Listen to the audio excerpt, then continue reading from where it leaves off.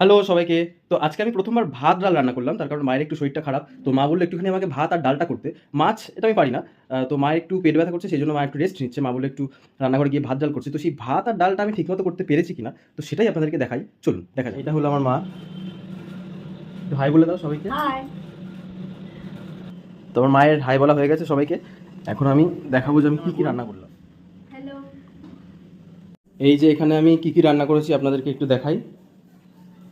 এইটা ডাল ডাল করেছি। এইটা মা করেছে, মাছের ঝোল, খুব সাদামাটা করে, কারণ মায়ের শরীরটা একটু খারাপ তাই।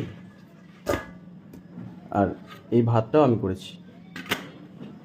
আর এখানে একটা মা সবজি করলো, এখন কী সবজি আমি জানি না। বাবা গরম আছে। আমি আর আমার মা এখন খেতে বসবো। এখন রাখি, পরে আবার কথা হবে।